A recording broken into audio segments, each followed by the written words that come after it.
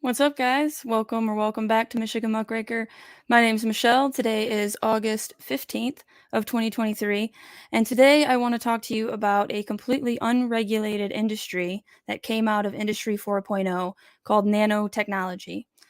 And I am not a scientist, and I am not a medical technician or anything of the sort. However, I have found a series of articles that will describe nanotechnology and synthetic biology in more layman's terms, and then some that are a little bit more technical, but nothing that's too crazy. But they all have links to more technical articles and research papers if you are into that sort of thing.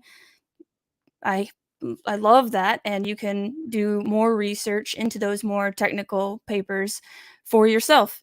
So thank you for joining me. Good morning, Dragonfly.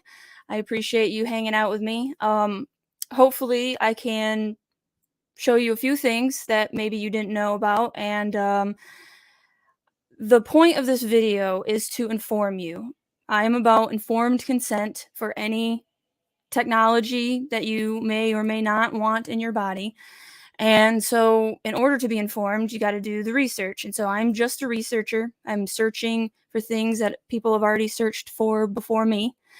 And I find this topic very interesting and many other Industry 4.0 topics. So, if you're into this sort of thing, please consider subscribing. And if you learn anything new, smash that like button. Thank you again for joining me. And thank you to everybody, by the way, who sends me articles.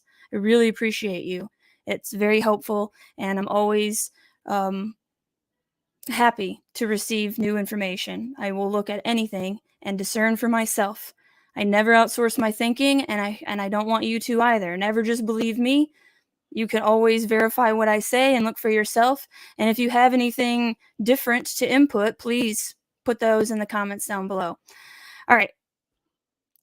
Good morning, Colleen. Thank you for joining me.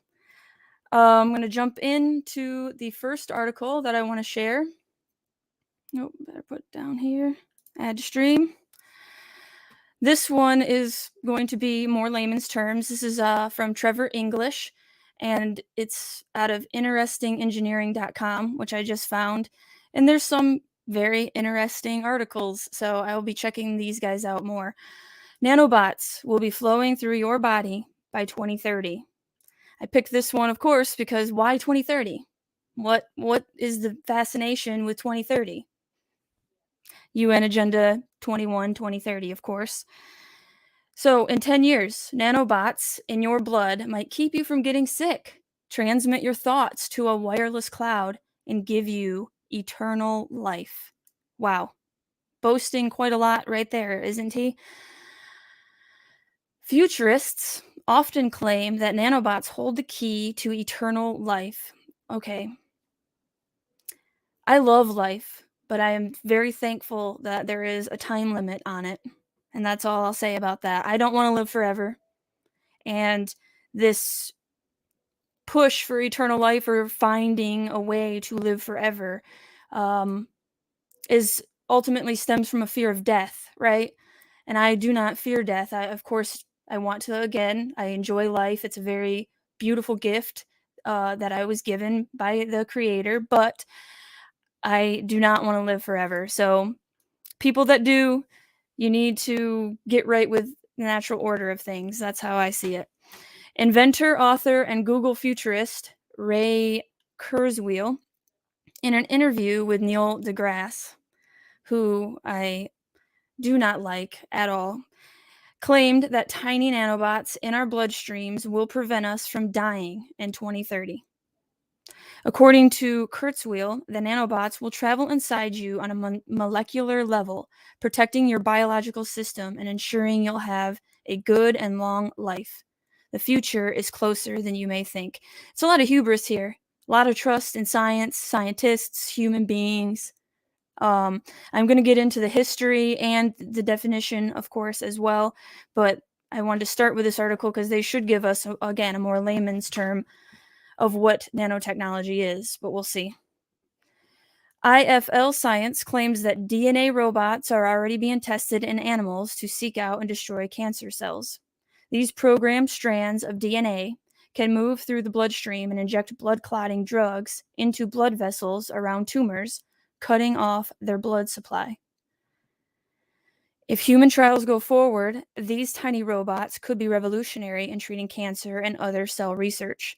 There are still many hurdles to overcome. However, nanorobots would be able to surpass current forms of treatment before being injected. Cancer detection treatment is one thing. I don't know if you can hear that, but that's some kind of alarm system. Whoa, I'm getting an evacuation notice from Muskegon River. Hold on.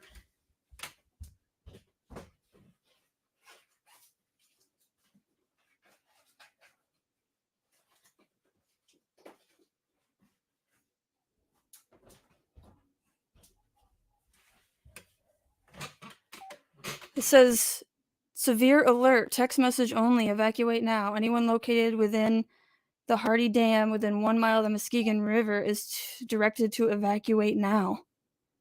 I wonder if it's because of the rain? Something going on with the dam? Sorry to interrupt. Testing. Sorry, it says texting message, not testing. Let me double check here. Sorry, guys, to interrupt. Is there anything in the news? Of course, not yet. I don't know. I am going to just stand by on that. Whether that's a bad idea or not, I'm not sure. We'll see if I get any information somewhere else. They are testing. Okay. GSTF says they are testing. It didn't say test in the thing, it said text, but I'm just going to go with that. All right. Continuing forward. I apologize for that interruption.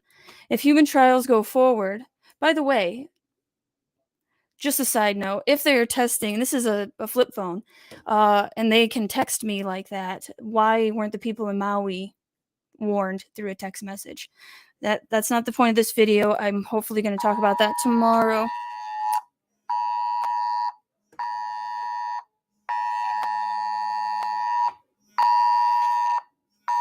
And now my phone is just freaking out, but no message is coming up.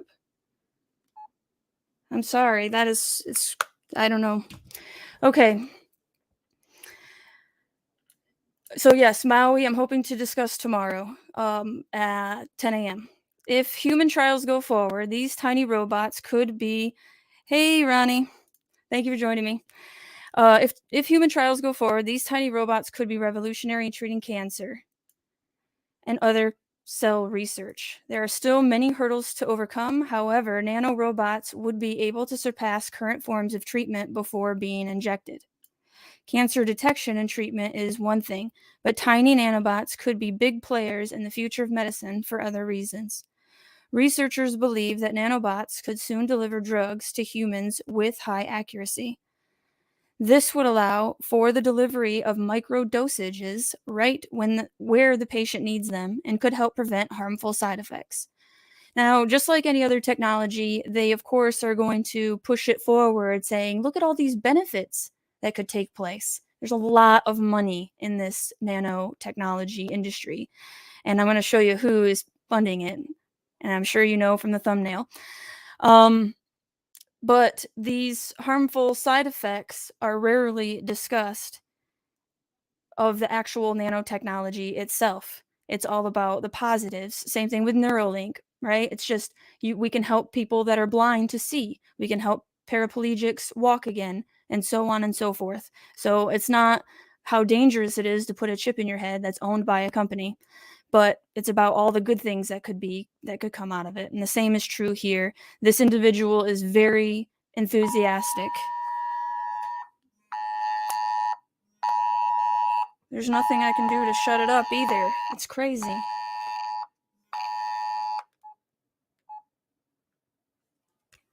I'm sorry, guys. It keeps going off. And I am not below the dam, but if it has something to do with being below the dam, that would be incredibly scary. But anyway, University scientists also believe that nanobots could one day be used to reduce plaque in veins and solve dietary issues, along with a slew of other medical uses. Beyond simple medicine, nanobots could allow humans to reach more excellent connectivity. Now, this is how it's involved with Industry 4.0 because it's about the Internet of Things, connecting even human beings to the metaverse and to everything else. Yes, I know. I am nervous. It keeps going off and it's talking about the Hardy Dam and that does need work, but I heard that it's sound, so who knows. In research published in Science Mag, scientists with the Weiss Institute for Biologically Inspired Engineering and the Department of Genetics at Harvard Medical School stated, as a proof of principle, nanorobots loaded with combinations of antibody fragments were used in 2 different types of cell signaling stimulation in tissue culture. Our prototype could inspire new designs with different selectivities and biologically active payloads for cell targeting tasks. Theoretically, a nanobot could one day be used to constantly monitor our body for maladies and other symptoms, transmitting this information to a cloud for close monitoring by medical staff. This could... I'm sorry. I'll be right back.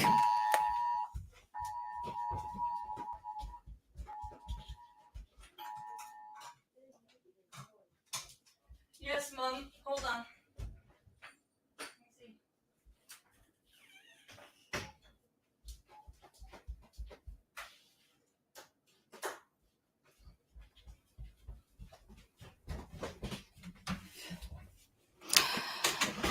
Okay, so both my mother-in-law and my phone are both flip phones, and they both continue to go off, but I can't find the message on the flip phone. It just shows a triangle at the top.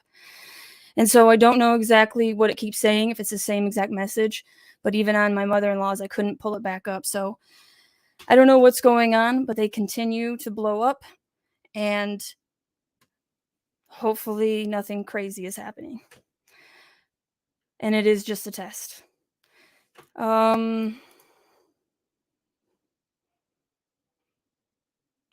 Evergreen Road, yes. What about Evergreen? Is something going on with Evergreen Road? Sorry, Dragonfly. Thank you. I should be okay because again, I'm not below the dam. If anything were to happen, it wouldn't be me. It would be people below the dam that would suffer catastrophic, devastating damage. So sorry about all the interruptions. The idea that nanobots could one day transmit our thoughts to the cloud is probably the most far-fetched of the many proposed uses for nanobots out there.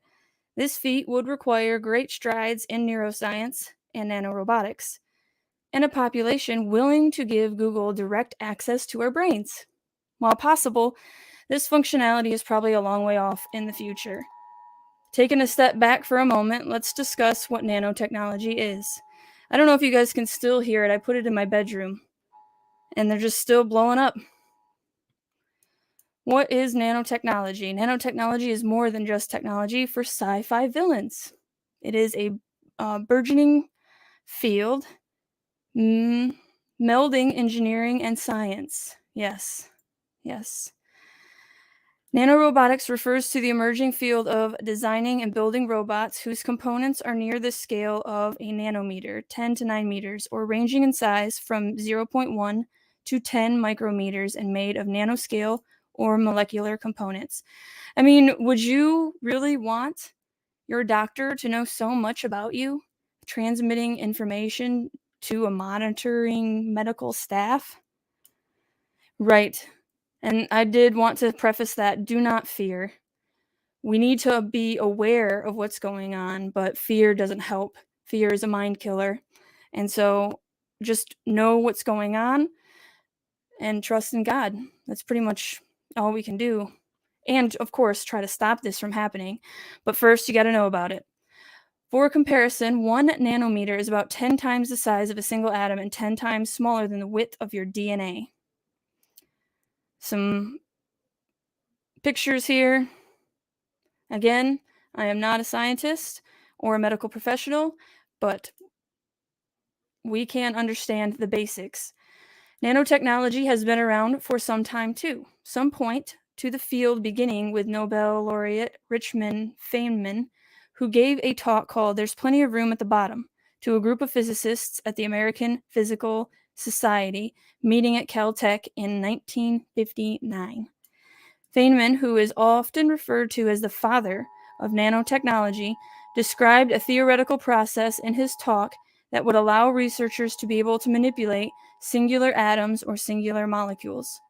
This process, which wasn't invented yet, would eventually become the core application of nanoscience. It wasn't until 1981 that microscopes were developed that could even see individual atoms. These early scanning tunneling microscopes achieved precision and magnification that hadn't been seen before. By allowing research to imagine individual atoms, they boosted the idea that nanotechnology was possible. Nanotechnology and the future. Based on all of this, a host of very real challenges are still ahead of us. And before we can start using nanorobots, additional development is necessary. How about some regulations? Some researchers predict that it will take around 10 years to surmount these challenges and to begin using nanobots for some types of surgery. However, others are unsure this is the best use of limited healthcare money.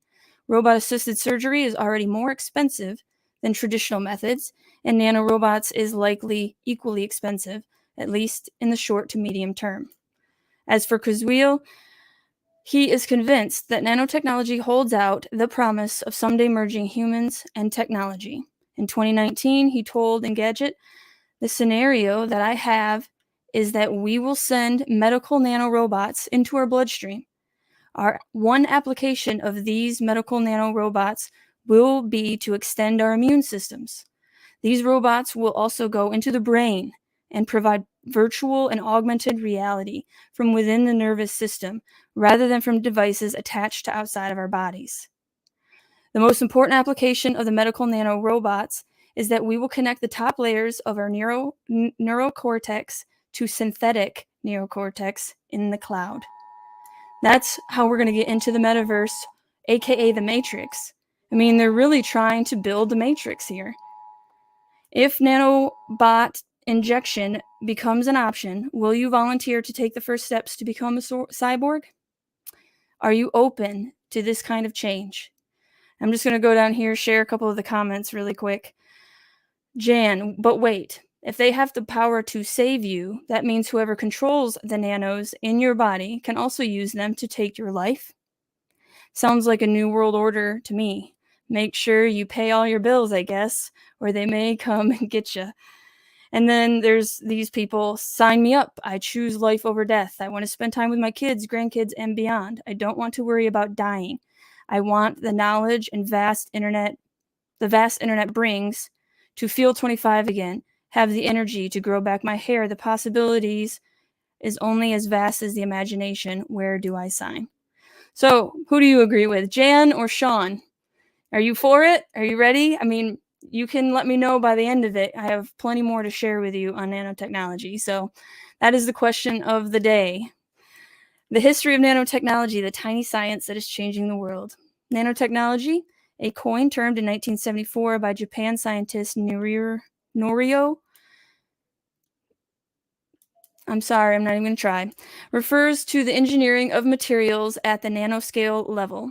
At this scale, materials exhibit unique properties that differ from their macro scale counterparts. The field of nanotechnology has revolutionized many industries from healthcare to electronics and has the potential to change our world in ways we cannot yet imagine. In this article, we will delve into the history of nanotechnology from the beginning to the current state. The birth. Well, we'll go through this. Although the term nanotechnology was not coined until 1974, the concept of working with materials at the nanoscale level dates back to ancient times. Artisans used nanoparticles to produce beautiful works of art, such as stained glass windows, while gold and silver nanoparticles were used in pottery and other decorative items. I don't think that's the same, but However, it was not until the development of electron microscopy in the 1950s that scientists could observe and manipulate materials at the nanoscale level. In 1959, the physicist Richard Feynman gave a seminal lecture entitled There's Plenty of Room at the Bottom, where he proposed the idea of manipulating individual atoms and molecules to create new materials and devices. This lecture is widely regarded as the birth of nanotechnology, as it marked the first time that scientists seriously considered the possibility of manipulating matter at the atomic and molecular level. Feynman's lecture laid the foundation for the development of the field and inspired many scientists to pursue research in this area. In the years that followed, researchers began to explore the unique properties of materials at the nanoscale level, and the field of nanoscience began to take shape. By the 1980s, the term nanotechnology had been coined, and researchers around the world were working to develop new applications for this exciting new field. Colleen says, "Who wants to live forever under someone else's control?" I agree, and so does Ronnie. Yes. I think, for one, like I said, I don't want to live forever, but you're absolutely right. There are too many people, especially right now, that want to tell others how to live and think that they have the perfect utopian vision of the world, and the ends justify the means, as we are seeing. Understand the properties of nanoscale materials. Okay, I'm going to come down here. Applications of nanotechnology. The development of nanotechnology has led to many groundbreaking applications in various fields. Some examples include... They're still popping off, my phones are. Medicine. Nanoparticles can be used to deliver drugs directly to cancer cells. Minimizing damage to healthy cells. Nanoscale sensors can also be used to monitor glucose levels in diabetic patients. Now, I've read 2 articles. One I think I have on here to share, but it came out of 2017, and it was Bayer put a chip in a pill so that way when you digest it, it will send a signal to your phone, and you know, okay, your body digested it at 6:15 or what have you. And you can, but you don't have to right now, send that to your doctor. But I'm sure eventually it will go directly to your doctor, and they'll know everything about what's going on inside your body. And the other thing is diabetic patients. I've heard that nanotechnology is in insulin now. Not all, but some of the insulin.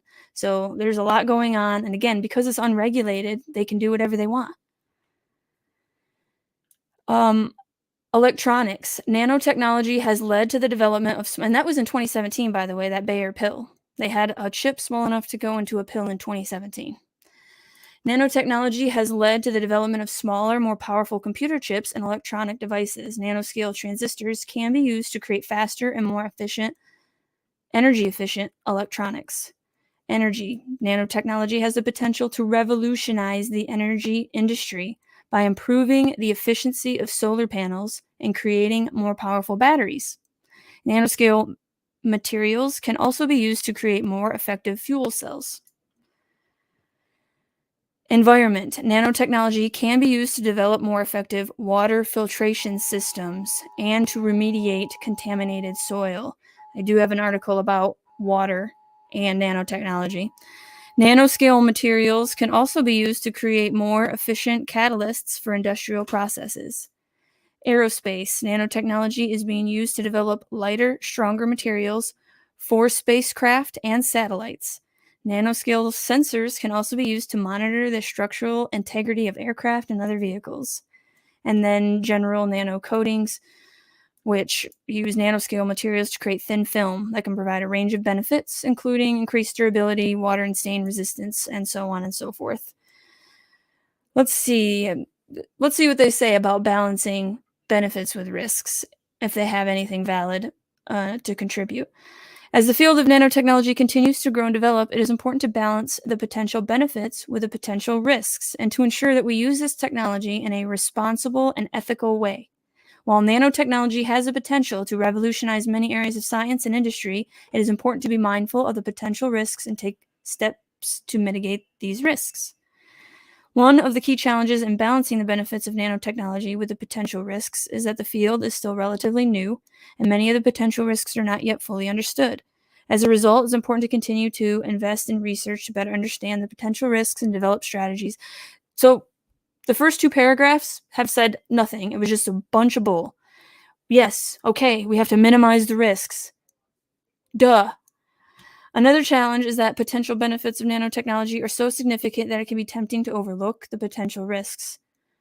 For example, the potential for nanotechnology to revolutionize medicine and improve human health is so great that it might be tempting to rush new technology-based treatments to market without fully understanding the potential risks. What risks? You keep saying that. To address these challenges, it is important to approach nanotechnology with caution and responsibility. This means investing in research to better understand the potential risks and to develop strategies. Okay. They haven't said anything. Last paragraph. Ultimately, the key to balancing the benefits of nanotechnology with the potential risks is to approach this field with caution and responsibility. Yeah, you have said nothing. By investing in research to better understand the potential risks, developing regulations and guidelines to ensure the safe and responsible use of technology, and engaging in open and transparent communication about the potential risks and benefits, we can ensure that this exciting new field is used to benefit humanity in a safe and sustainable way. Got to be sustainable. Everybody's following that United Nations agenda. And I did not show you any of that. All right, there we go. I'm learning. Applications of nanotechnology. Nanotechnology, a small solution to big problems. Invisible particles that fight cancer cells, faster microprocessors that consume less energy, batteries that last 10 times longer, or solar panels that yield twice as much energy. These are just some of the many applications of nanotechnology, a discipline with all ingredients to turn the next industrial revolution. So this goes into what nanotechnology is, and you can see here DNA is highlighted. And I'm going to get into that. But this says the advantages are promoting renewable energies, but a disadvantage is it threatens the environment. This type of technology could cause negative effects on the environment by generating new toxins and pollutants. At least this gives us an idea, okay, there's a negative general idea of what it could do. Advantages, it extends the limits of electronics. Unlike silicon microchips, nanochips will make it possible to build very precise circuits at an atomic level. The disadvantage, it has an impact on the job market. The obsolete materials and changes in production processes could destroy jobs, but this technology could create others. Well, same thing with AI. And advantages, it allows a more effective medicine.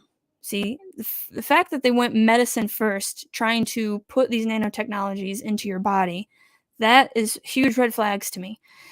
Arteries can be unblocked. Cells can be selectively attacked.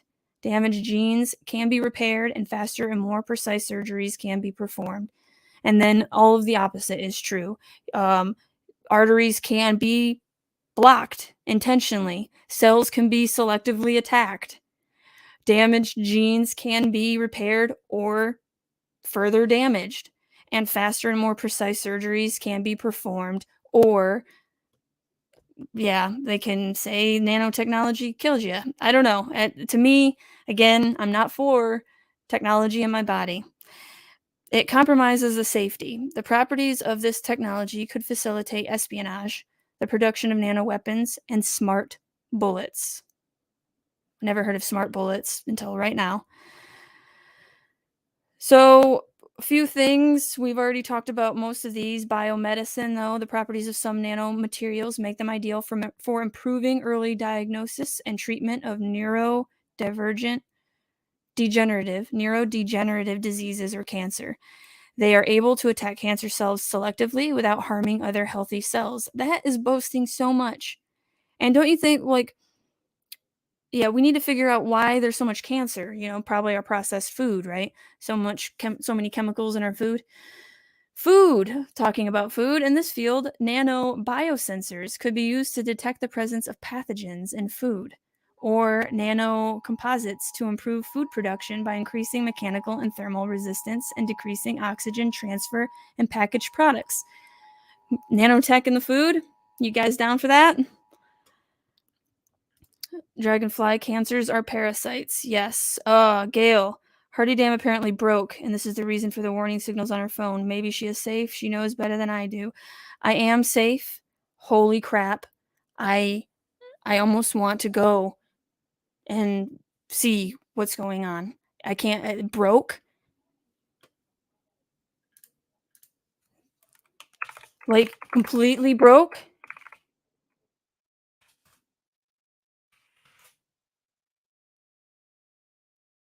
I'm not seeing anything in the news. Oh, see, Newaygo County to test dam failure siren a day ago.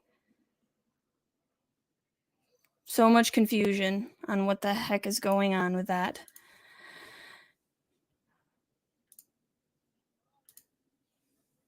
Colleen says smart bullets sounds like there's a GPS connection. Yes. Again, this all has to do with Internet of Things, connecting everything onto the Internet of Things. Nanotechnology in the future. There are bright and dark spots in the future of nanotechnology. On one hand, the sector is expected to grow globally, driven by technological advances, increased government support, increased private investment, and growing demand for smaller devices, to name a few. However, the environmental, health, and safety risks of nanotechnology and concerns related to commercialization could hamper market expansion. Yeah, Gail, I just looked and it said that they're testing the sirens in Newaygo County. So, and I've heard somebody else said it's a test, but you are saying that Hardy Dam apparently broke. Where have you heard this information? If you can share, because I can't find anything online, and I am safe. If it broke, I am above the dam, but my phones do, of course, I'm sure you can hear them. I guess I could just turn my phones off completely. I don't know, can you guys hear them all the way from my bedroom? However, the environmental, health, and safety risks of nanotechnology and concerns related to commercialization could hamper market expansion. The United States, Brazil, and Germany will lead the nanotechnology industry in 2024. United States, Brazil, and Germany, because Germany is where it all stems from, with an important message in the top 15 Asian countries such as Japan, China, South Korea, India, Taiwan, and Malaysia. The cosmetics sector will climb positions, stealing third place from the biomedical sector in a ranking that will be led by electronics and energy as it is now. Okay, thank you, Ronnie, telling me that. And by the way, nope, I can't do that. Yes, telling me that you guys can barely hear my phone, so that's good. My phone's. All right, so now we're going to go over to the new scientist, which is going to tell us a little bit more about nanotechnology. Now, I like new scientists only because this is mainstream science. So, in order to understand what's going on and where we are being led, we need to go to the establishment, and that is New Scientist and Scientific American. But know that it is establishment. When you read New Scientist or Scientific American, that is establishment. Nano is born. Okay. Engineering wonder, great potential. Where am I going with this? Right here. Despite the fact that it's still relatively few commercial applications, nanotechnology has generated criticism from environmental groups and others, such as UK's Prince Charles, who fear as yet unknown risks to human health and the environment. I'm very surprised that Prince Charles has any kind of fear for this. I'm sure he knows all about it. He's involved in all those central planning operations, Bilderberg Group, United Nations, all that. Critics have called for a moratorium on research, arguing that we know little about the toxicological effects of nanoparticles and that there are no regulations to control them.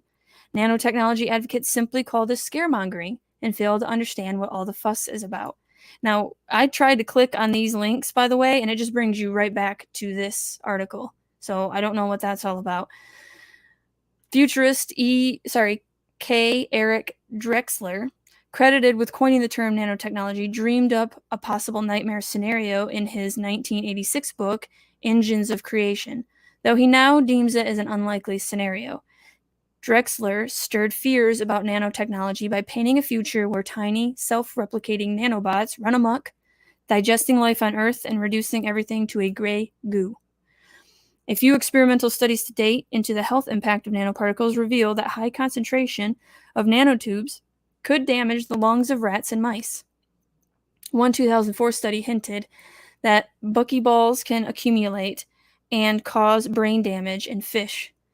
A report independently commissioned in 2003 by the environmental group Greenpeace acknowledged that while there could be risks from nanotechnology, the field could generate significant innovations to benefit the environment. A 2004 report commissioned by the UK government argued that most nanotechnology presents few novel risks. How could they know that when it's so new? Like, the UK government just has so much trust in science, doesn't it?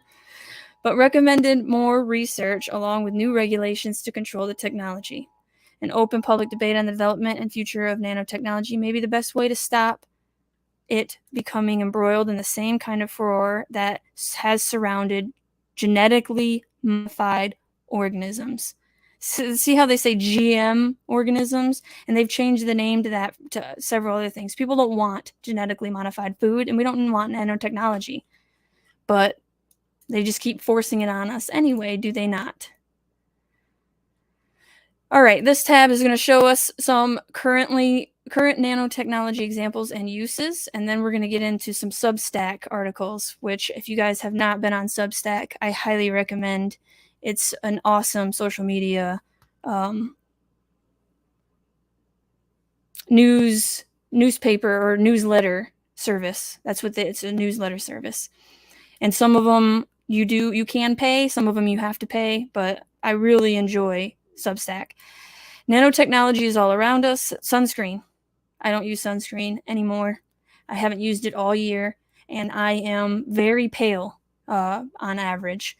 And so far, without using any sunscreen, I've been doing very well to not be burnt. Now, I remember that if I use sunscreen and I don't reapply, I get burnt and peel. But again, I'm going all natural. I've refused sunscreen this year. I've gotten pretty tan and I haven't burnt, so knock on wood, it stays that way. But I think sunscreen, the chemicals might have something to do with cancer, skin cancer. They say it's the sun that causes skin cancer, but that is illogical to me. Created in a lab and ground down into ultra-fine particles, zinc oxide and titanium dioxide are synthetic ingredients added to everyday sun protection products, as they are highly UV light absorbent. The inorganic nanoparticles also effectively absorb and scatter visible light, making them feel light and look transparent when applied to the skin. Dragonfly says, I only use coconut oil. I've never heard of that, and perhaps I'll try it in the future if ever I think that I'm getting a little too red. But so far, like I've said this year, although I will say that it's not been that great of a year for sea-dewing because the weather is not very warm. It's in the 70s in August. But anyway, I keep getting sidetracked, but I say no to sunscreen, and I will check out the coconut oil. Thank you. So you don't get too dry. Yeah, you're right. Dryness is more of a problem than being burnt. Clothing. The beads of rain. Okay, so yes, it's nanoparticles either woven into the fabric or sprayed onto its surface, keep us under dry umbrellas and in water-repellent clothes. Silver nanoparticles, commonly used in t-shirts and socks, hold antimicrobial properties, killing odorous bacteria and requiring less frequent wash cycles.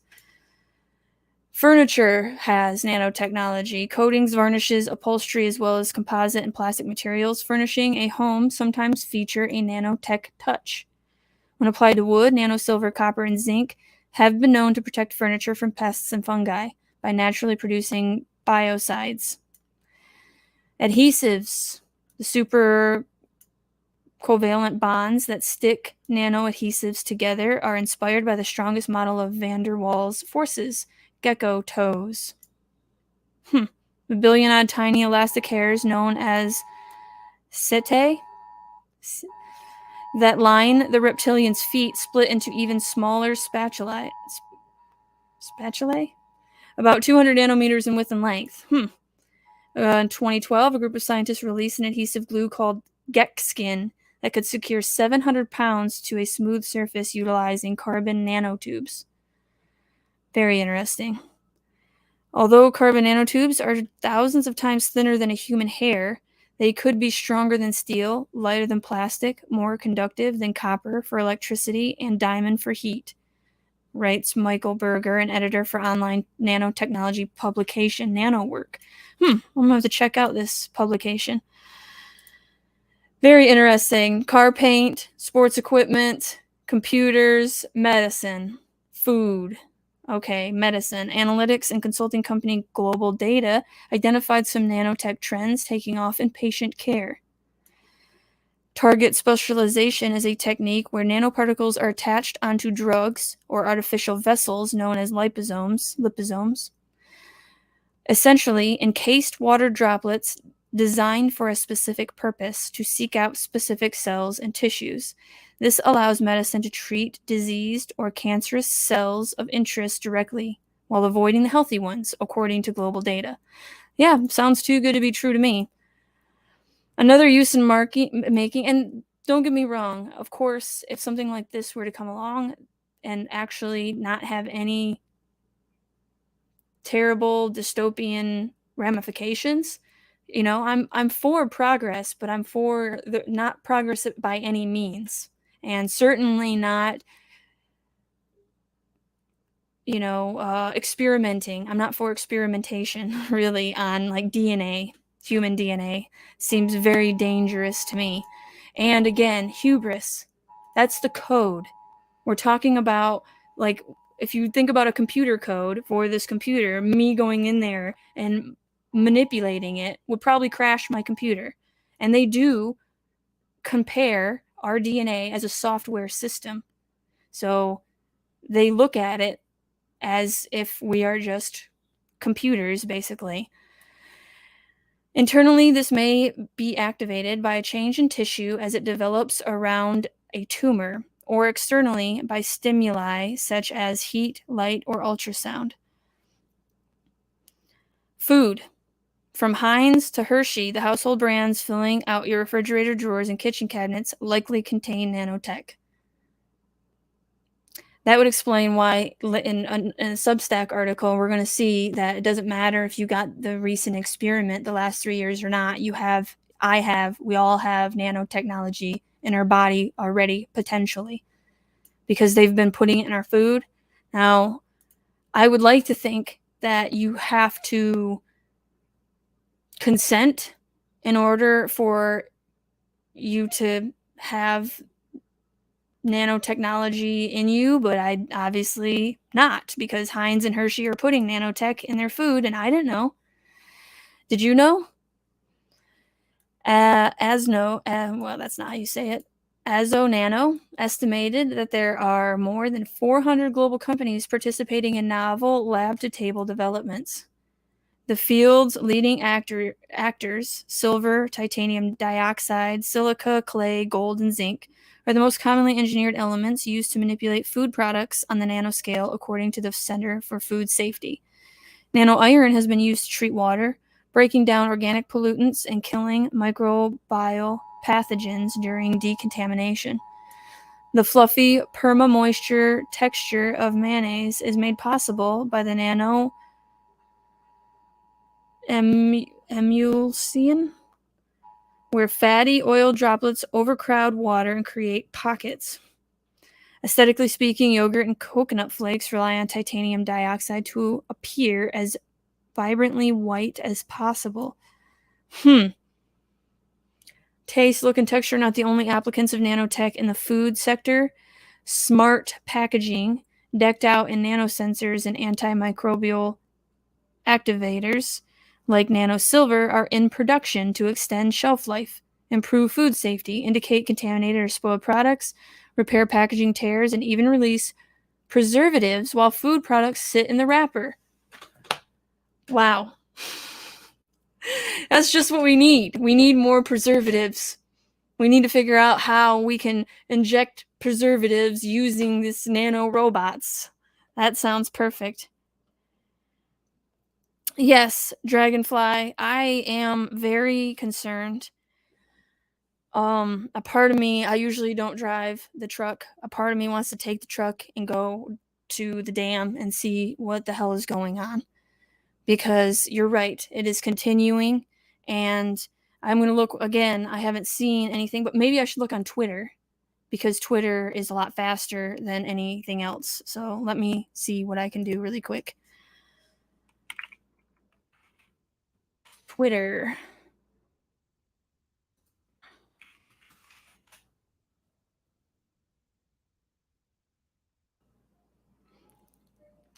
Update. There has been reports of misread test messages from those near Hardy Dam.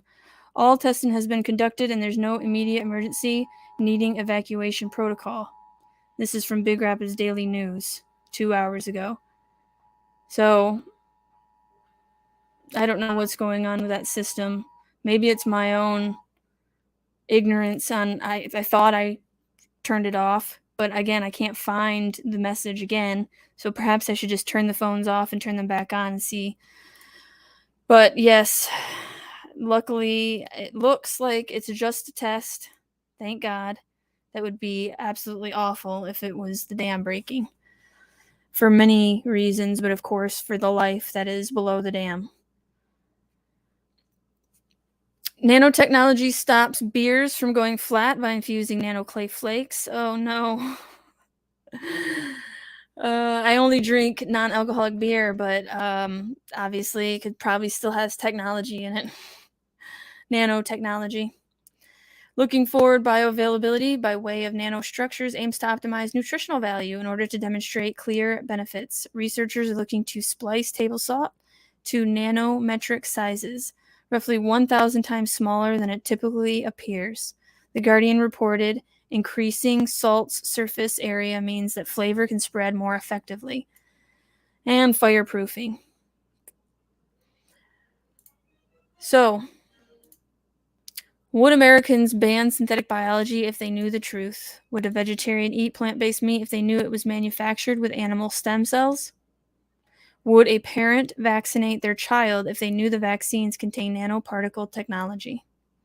This came out June 9th of this year, and this is the Kingston report, which you do have to pay to upgrade. I get this little slice right here, and I have not paid because this channel is not directly focused on nanotechnology, but if you're interested, this is a doctor, and we're going to watch a video actually with this doctor discussing some of this. But first, over the past few weeks, I've sat in on some synthetic biology, SynBio, conferences and industry updates via Zoom.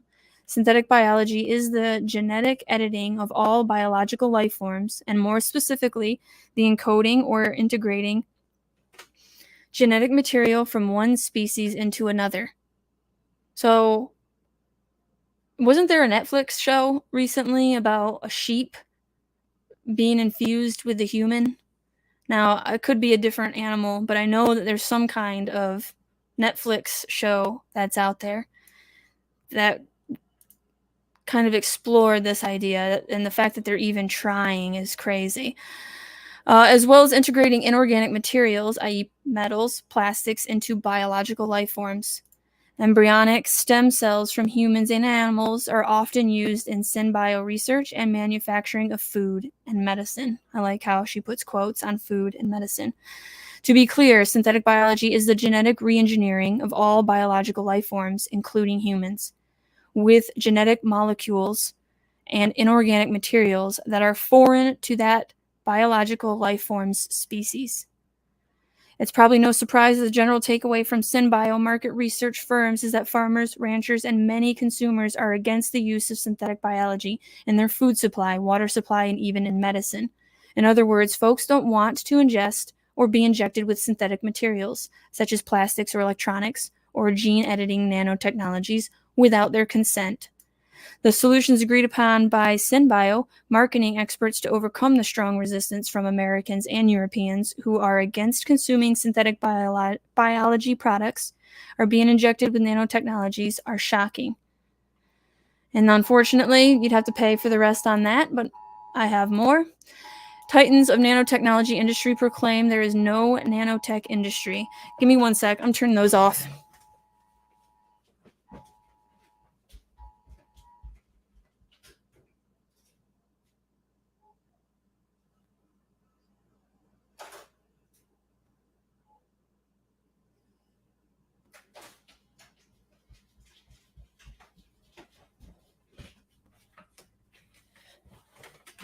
Sorry, guys. Okay. They're off. Back to quiet. One subject added that companies cannot use regulatory decisions as a defense in a court of law, and thus are the ones ultimately liable for safety. Can we all agree we can sue Pfizer now? Not surprisingly, according to a 2009 survey of nanotechnology leaders, aka nanotech tyrants, when asked to participate in a survey on the nanotech industry, the leaders of the nanotech industry first responses were to deny the existence of the nanotechnology industry. So that's what they do. They deny it's even happening. New findings in unvaccinated live blood show the same self-assembly hydrogel spheres as in embalmed blood deceased with huge rubbery clots. Shocking research verification, there are no more purebloods, according to this article. I don't know if you've ever heard of the term pureblood, but it was used to discuss people that did not get the experiment. However, I don't know why that term was used, because purebloods in Harry Potter were not exactly the good guys. That, you know.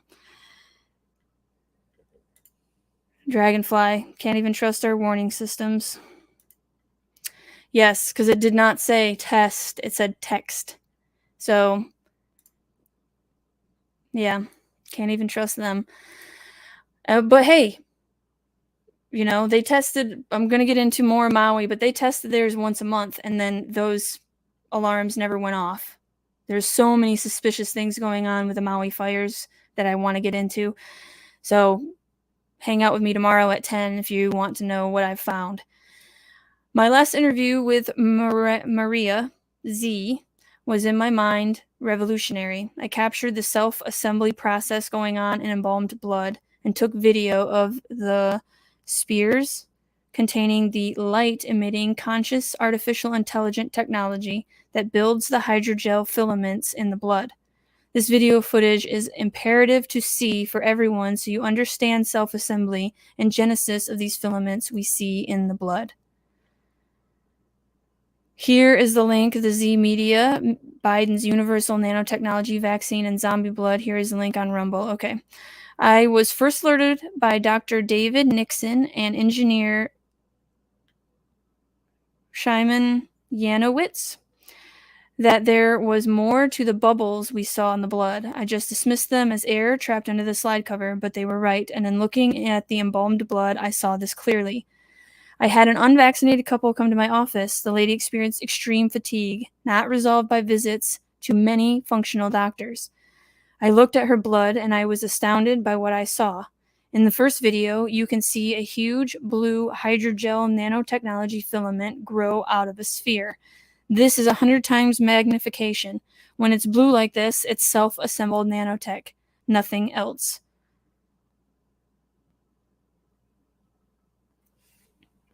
I don't think there's anything to listen to.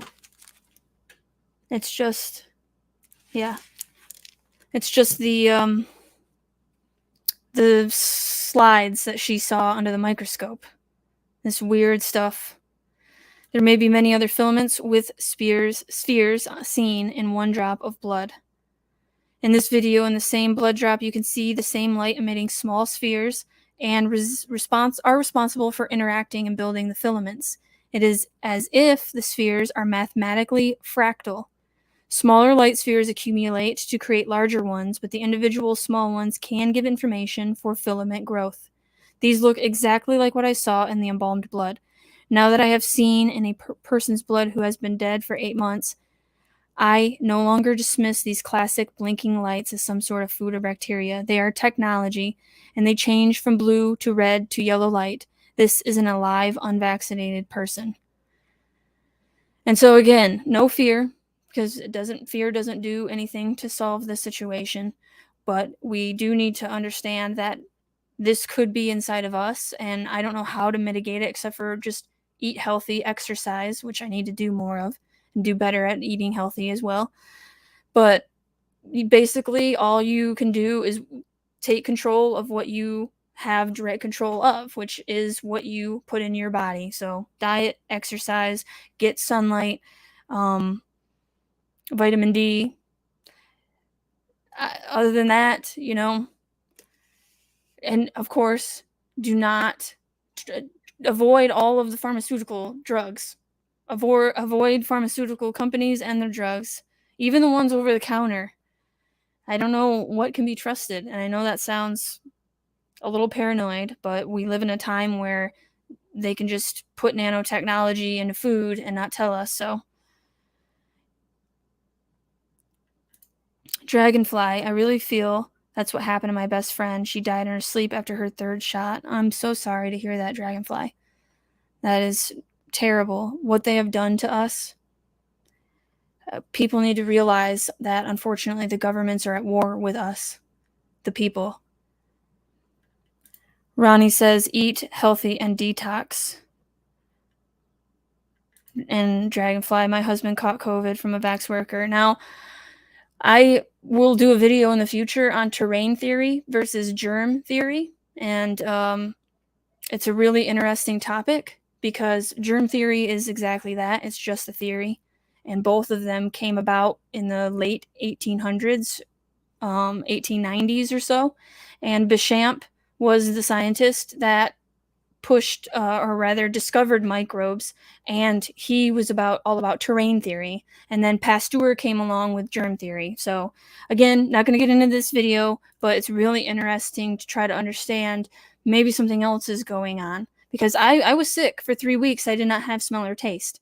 And I still don't have my taste back completely. I think it's at like 70%. But so it people did get sick, but what caused it? That's what we need to understand. And there's some strange possibilities, but this is what the blood of the partner looked like. Okay, identical blue filaments with many smaller spheres attached made me think of mutual shedding because you do not see these specific blue filaments that often and this large. The fact that both partners had them made me think they're reinfecting each other with it. He had many blue filaments, which is unusual. If I find blue ones, it's usually just one. Remember that this is what I found in the embalmed blood, blinking lights in a sphere, and the spheres kept growing and self-assembling. Also, if you see my video with Maria Z above, I show how the hydrogel in dexamethasone assembles huge hydrogel filaments.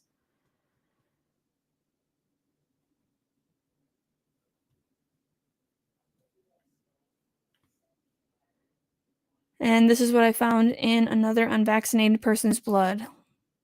So I think it's interesting.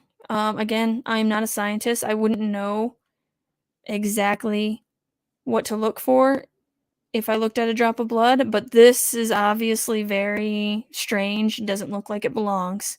Look at that. It kind of looks like a little galaxy, if you like stars or something. It's crazy. Okay.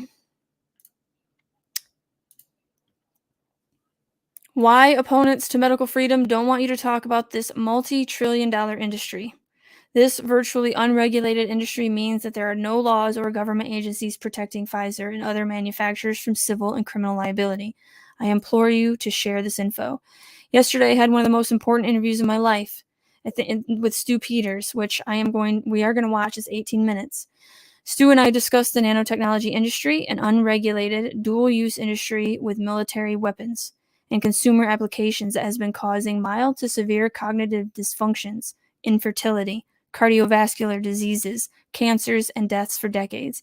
And in 2020, the formerly secretive, multi-trillion-dollar nanotechnology and synthetic biology industry exploded around the globe with the introduction of COVID-19 injections.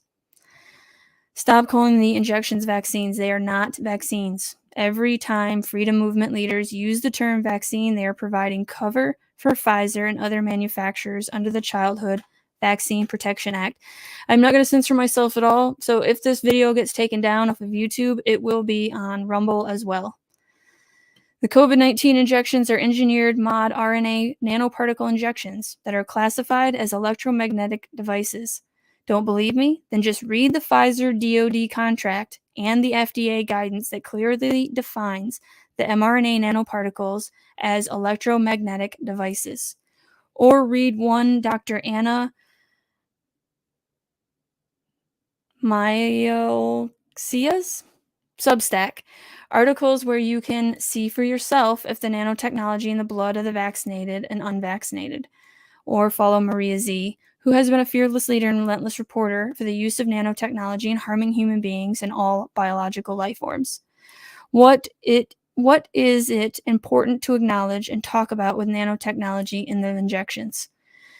There are freedom movement leaders who claim that discussing nanotechnology will weaken efforts to remove the injections from the market, when in fact the exact opposite is true. The nanotechnology industry is barely regulated in America. Essentially, the FDA, the Consumer Protection Agency, and EPA all said, we're going to let the manufacturers regulate themselves. A virtually unregulated industry means that there are no laws or government agencies protecting Pfizer and other manufacturers from civil or criminal liability for enabling the injection adults and children with engineered mod RNA nanoparticles that are known toxic pathogens and electromagnetic devices. Now, I'm going to share with you something that I think is crazy and fascinating at the same time. So this is a patent. This is a patent from 2020, and the patent number is 060606. Cryptocurrency system using body activity data. Again, 2020 is the publication date of this. 2019 is the filing date.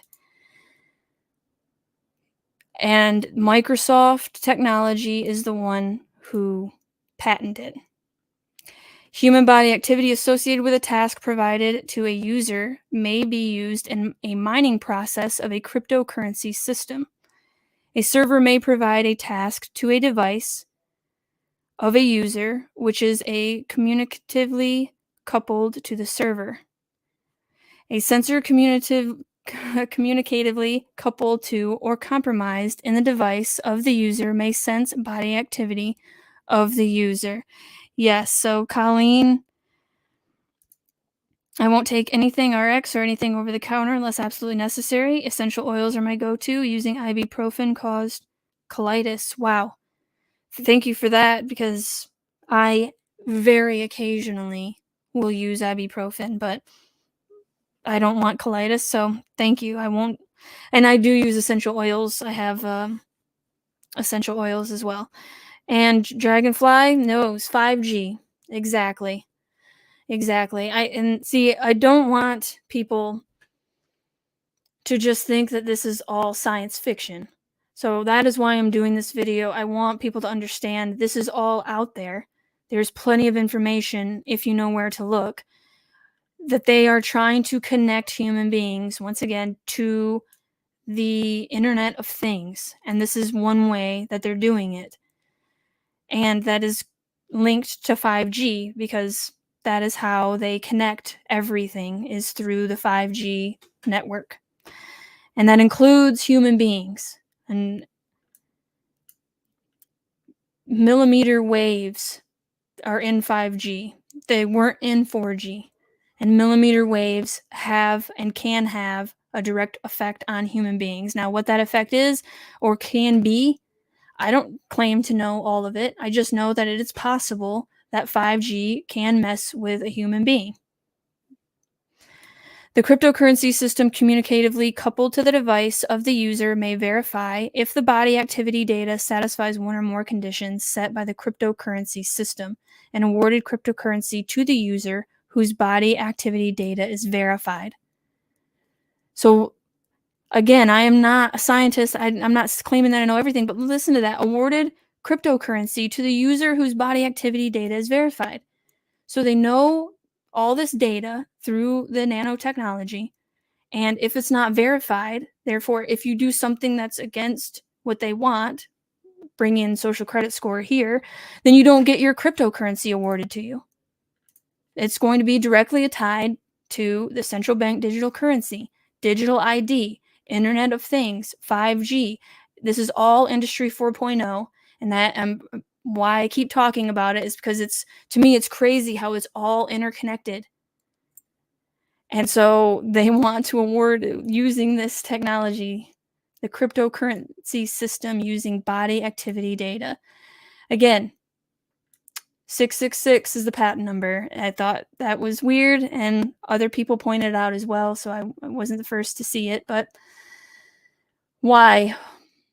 That's the question. Why? All right, we're going to share this tab, and we're going to take a few minutes and listen to what is going on in this interview. She calls it the greatest cover-up in all of human history. No, it's not the Titanic, and it's not JFK, and it's not the USS Liberty. No, according to Karen Kingston, the biggest cover-up in human history is happening right now, right in front of our eyes. It's the explosion of the global nanotechnology industry. Karen says that globalist elites who control the health and pharma and tech industries have been advancing nanotech for decades, all while lying relentlessly about its very existence. But in the last 5 years, nanotech took a huge leap forward with the engineering of the COVID-19 virus and then its bioweapon injections. But according to Karen, despite how obvious it is, they just lie right to our faces. They just tell us nanotech isn't real, you conspiracy theorist idiot. They tell us that even hundreds upon hundreds of industry documents already exist, clearly stating that COVID shots contain nanotechnology for the purposes of merging biological humans with digital nanotechnologies is all fake. You must be controlled opposition sent here to discredit the anti-vax movement. All the way. Real quick. Dragonfly, my best friend died on April 3rd, 2021. CERN was activated that day. Yes, I'm sorry about your friend. I hope they rest in peace. But CERN is another rabbit hole, and I'm glad to know that you know of it. But hydrogen collider, I mean, what are we thinking? Who knows what kind of damage is being done with that thing? Way back in 2000, the National Nanotechnology Initiative was launched. Every year, it gets more than $1 billion in taxpayer funding. Your money funding our own demise from organizations like the NIH and the Defense Department. Hundreds of peer-reviewed papers and proposed technologies have come out. In 2017, the National Institute for Occupational Safety and Health put out a 7-year safety plan for protecting workers who manufacture nanotech. In 2014, the FDA published loose guidelines on how to use nanotech in your food, in your cosmetics, in your medicine, in your supplements, even in the tobacco that you smoke or chew.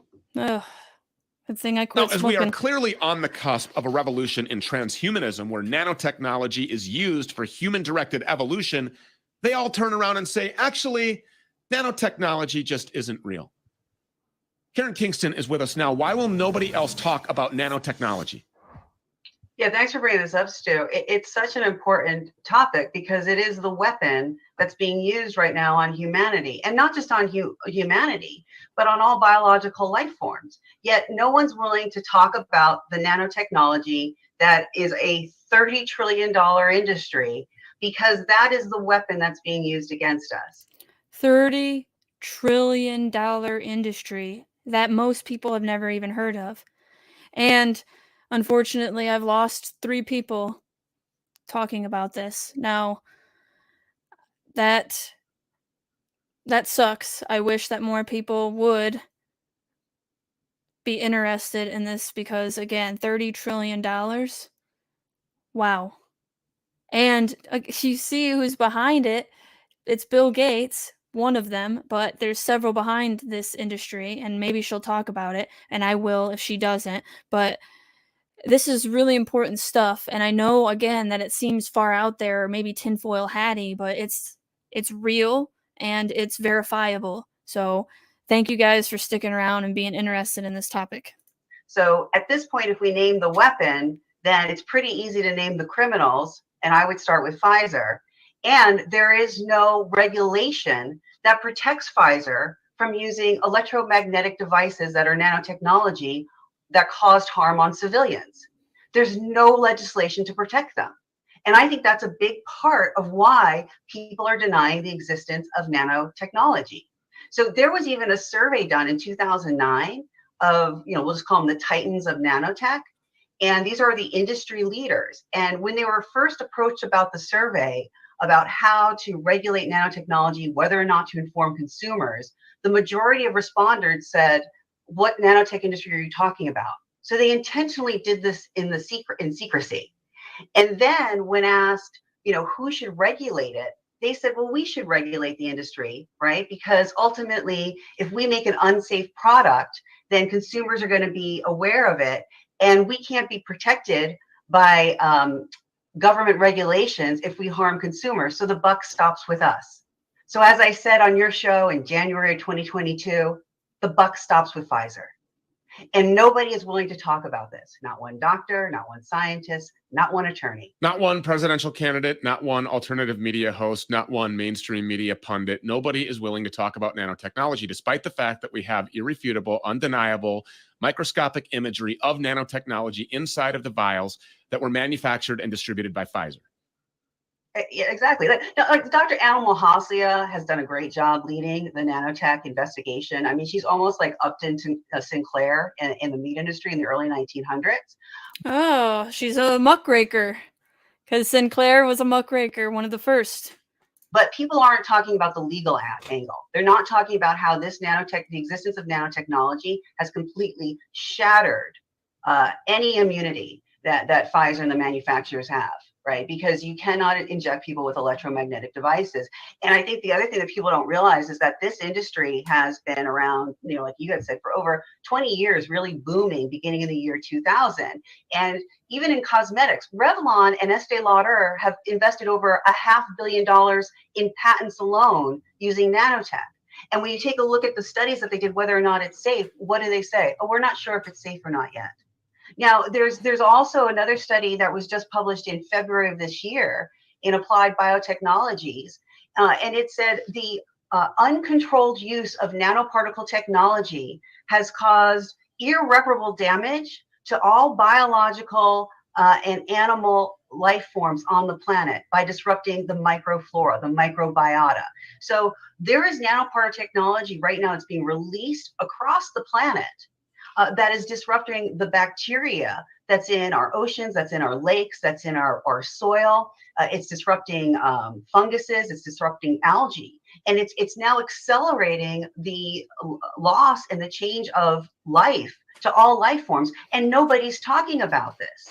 And I think if consumers knew that there was nanotechnology in their cosmetics, in their food supply, in the soil, in the air. And the purposes of it, the exposure for the last 20 years, was so that our bodies would get used to it and not have a severe rejection or allergic reaction to it. So by the time they were ready to inject human beings with the nanotechnology, we wouldn't have such a overt reaction to rejecting it from our bodies. What could some of these reactions be? I mean, could it be inflammation that causes cancer?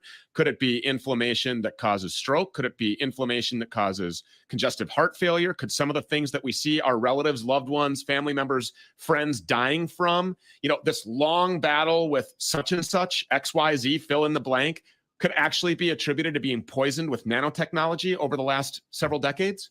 What a damn good question. What a damn good question. Because we talk about food all the time, right? And usually I think of preservatives and those kind of chemicals, but why not nanotechnology? Why wouldn't we consider that when we consider our health issues, that we have more health issues now than we ever have? Few things being said here.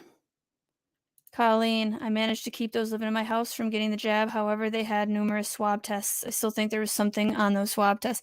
The test swabs for me were about getting the DNA, getting just like the 23andMe and Ancestry.com and all that stuff. They're just trying to gather as much DNA as possible. And for some reason, I always think of the No Time to Die, the 007 movie. I think maybe not the most recent, but the one right before it, 2001. It came out, sorry, 2021. It came out, and it talks about a weapon that targets specific DNA strands. So it's just weird, but to me, it has something to do with some kind of weapon because DARPA is out of control and our military-industrial complex is out of control. And Dragonfly says 666 is the number of man, 6 protons, 6 electrons, and 6 neutrons. Yes, I know. And so it is hard to say exactly what the 666 means, because it is the number of man. And I don't think men are evil by design. Like, we choose. That's what free will is all about, right? We choose good or we choose evil. So I'm not saying I have all the answers with the 666, but you're right about that. It is the number of man. And good on you for keeping them away from the jab. I helped some people and others didn't listen to me. So what can you do? And 666 is carbon, right? Right.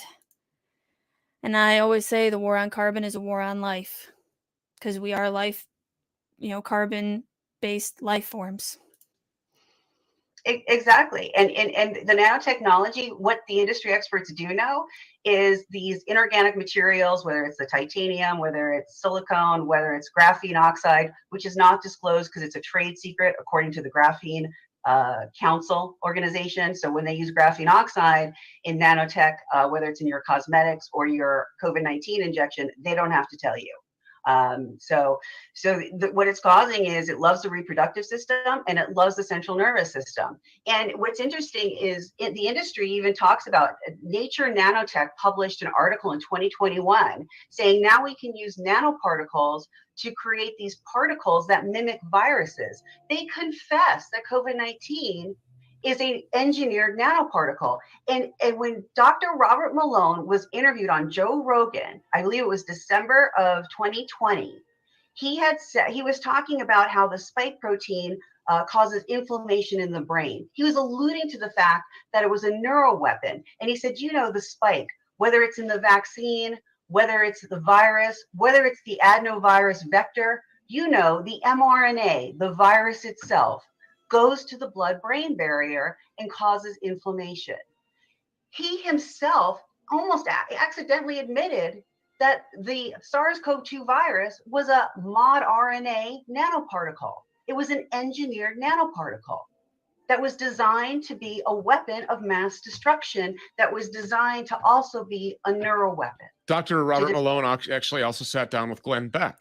Now, you would argue, it's pretty obvious that nanotechnology is part of the transhumanist movement, correct? And Dr. Robert Malone sat right in front of Glenn Beck and said, this is transhumanism. This mRNA technology is the introduction of transhumanism. And I'm paraphrasing, I don't know exactly how he said it, but that's what he said. Yeah, that's exactly what he said. And what Dr. Robert Malone has said is backed up by peer-reviewed publications in nanotechnology, where they say the COVID-19 injections are the entry point to merge the biological with the digital realm. It's in dozens of articles. And my frustration with our movement is, again, when I was on your show the very first time, I said, I hope people listen to facts and evidence and not others' opinions. So if you go into the nanotech industry, the synthetic biology industry, Stu, there's hundreds of thousands of publications that talk about the use of nanotechnology, that talk about the fact that these are inorganic materials, that they are metals, that address the fact that these cause harm to your central nervous system specifically. They also cause sterility among men and women specifically. And then the heart inflammation, liver disease, kidney disease, and cancers, well, that's just a given. That's just a given. And they're saying, yeah, it causes that, but it's still safe. So let's address the cult of Scientology. These people that write for the New York Times and the Rolling Stone and, the Daily Beast and the New York Times, if I haven't mentioned them, the mainstream media in general, all of these major publications, these, that they're filled with lies. But the cult of Scientology, the same people that tell you to trust science, are denying the existence of a science that has hundreds of peer-reviewed papers. It's right out in the wide open. They're denying that this particular science even exists. Yeah, and the reason why is because it's more than a $30 trillion industry that has infiltrated the pharmaceutical industry, the biotech industry, the military complex, and it's also technology, and it's infiltrated the financial banking industry with CBDC. Yes. So if anyone talks about this technology, and people become aware that they're being injected with technologies that were originally developed as weapons of biowarfare. As of 2016, they were still identified as such, and in 2017, they filed a patent as such. So if civilians become aware of this, they would shut it down, and that would cause the complete collapse of this whole global plan. So if you talk about it, your funding's cut off, and your head's probably going to be on the chopping block. And so, Stu, that's the reason why other platforms aren't talking about it, whether they admit to it or not, right? And, there's a thing called controlled opposition, and people think of that as, well, that means someone knows they're directly working for the bad guys. No, it means that you're controlled. It means that you're being manipulated. So these other platforms, these other doctors are being told, you don't want to talk about nanotechnology because it's going to make you sound crazy. Where they're really saying you don't want to talk about nanotechnology because if people figure out that they were injected with electromagnetic devices, game over. All of our money goes away. Rise up. All of our money goes away. All of our influence goes away. All of our control, all of our power goes away if you discuss this. That's what they're really saying. But in 2014, the FDA, who we're told to trust, by the cult of Scientology, the new science, the FDA published guidelines on how to use nanotech in food and cosmetics and supplements and medicine and even in tobacco. So denying its existence, these trusted experts, or as you call them, controlled opposition, which a lot of people loosely use that term. For example, if you speak out against some policies of the Messiah, Donald Trump, you must be controlled opposition. Or if you say, that you don't like late-term abortions and the murder of babies, well, then you must be controlled opposition. Or if you say that there's graphene oxide or nanotechnology in the shots, then you're crazy. Or if you release a documentary seen 100 million times across the face of the planet called Died Suddenly, then you're controlled opposition that is only here to create dissent within the movement and to discredit conservatives. You're controlled opposition. No, they're admitting that this stuff is out there. And you are being controlled, not you, Karen Kingston, the audience, the people who would say, well, you must be controlled opposition that's here to discredit the conservative movement or the anti-vax movement because we actually have real factual statistical data to talk about here. Well, we have real factual statistical data from the FDA and hundreds of peer-reviewed journals that say right here, publications that clearly show you nanotechnology is being used across the spectrum. You say that it's irreparable in 2 minutes. Why is that? Because nanotechnology is technology that works at the atomic level. The laws of physics change at that point.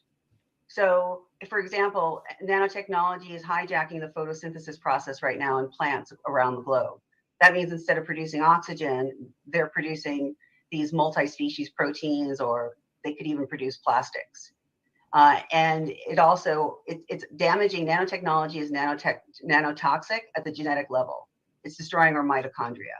So it's causing permanent genetic changes that are harmful to all biological life forms. This should be the most viewed segment that we've ever done, actually. And every single so-called elected representative and trusted health movement expert, medical freedom, trusted, representative scientist, doctor, trusted experts should be held accountable if they're not acknowledging the fact that we are being inundated with nanotechnology all over the place. It's in your food. It's in your cosmetics. It's in your supplements. It's in your medicine. It's not medicine. It's murderous. 30 seconds. Injecting it directly into the bodies of adults and children is a crime. It is a weapon. It is being used as a weapon to cause permanent genetic changes, which is to the extermination of our species, as well as to cause permanent disabling diseases that will ultimately lead to death. So the shots need to be seized. We need to start to where we need to start with. And the weapon is not a vaccine. The weapon is nanotechnology. And there is no law or legislation protecting Pfizer or any other manufacturer. Despite whatever prominent figurehead of power or prominence tries to tell you All right. So that's pretty much it. Just a few more seconds on that. But I thought that was a very good interview. Everybody should see that interview. Can take these off now. Probably yelling because I can't hear very well. Okay. So a few more things I wanted to show you. This is about Industry 4.0 and the benefits and value. But you come down here and it says Industry 4.0 is therefore essentially a software solution. And again, your body is software according to this type of science. The therapeutic potential of nanotechnology beyond COVID-19. This came out November 18th. I thought it was also very telling because of the language used. It's been years in the making, but the promise of messenger mRNA vaccines has finally been realized thanks to a global pandemic that accelerated research and innovation in the field. I mean, they just come right out, boom, right out in the beginning and say that the promise has been realized thanks to the global pandemic. People were scared enough to use nanotechnology and not even really know. And that's another thing. Again, I'm for informed consent. That is why I'm doing this video. If you are okay with being a cyborg, that is, of course, that's your right.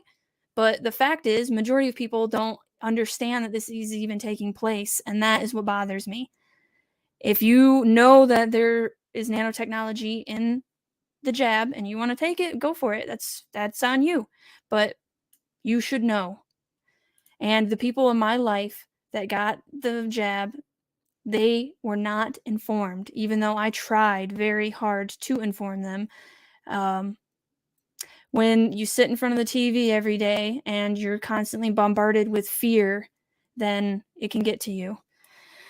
The success of mRNA vaccines would not have been possible without another linchpin technology, the lipid nanoparticles, LNPs, that protect mRNA and deliver it into cells. This article will discuss the landscape. I don't know if this is the one that discusses it, but these nanoparticles right here are what enable the vaccine, that's not a vaccine, the jab, to penetrate your brain-blood barrier. And regular viruses out in nature, because of intelligent design, they do not break that barrier. But we have created a technology that will basically a vehicle to transport viruses, diseases, whatever, the spike protein through that blood-brain barrier. That is crazy dangerous, and our scientists are just full speed ahead with all this crap. Nanotechnology and mRNA vaccines, a success story. I have to say, this is a division of American Chemical Society, CAS. I mean, perhaps they're not a valid source of information. You let me know, but I thought that this is mainstream source, right? While several vaccines have been deployed in the fight against SARS-CoV-2, the two lipid nanoparticle-based mRNA vaccines from Moderna and Pfizer have been the most widely used, demonstrating the pivotal role of nanotechnology in the response to the COVID-19 pandemic. The large-scale rollout of these vaccines in 2021 changed the course of the pandemic, causing a remarkable decline in COVID-19. Whatever. Blue, I got you. Blue, hello. Good people, stay strong and stay true to yourselves. Don't get the poke. I agree. And for those of you that already have, as I showed you earlier in this video, it's not just people that got the poke that have nanoparticles in their body. People that didn't get the jab also have it. So there's no need to despair over that. Although I do think there is something to be said. There's some kind of magic in agreeing in consent. I think that's why I'm trying to fathom why they would push so hard to force those jabs onto people if they could just put it in our food supply and have it work the same.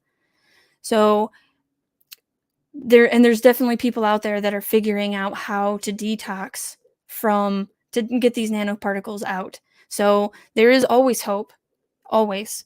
But don't get any more, okay? If you got any, don't get any more. You don't put any more nanoparticles in your body.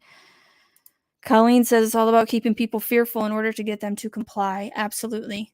And that is what happened. A family member, I'm not going to call them out completely, but I warned them for a year. They waited a whole year. I told them over and over, please don't do it. And they still did it. They were afraid that they wouldn't get any help if they had to go to the hospital and they're older.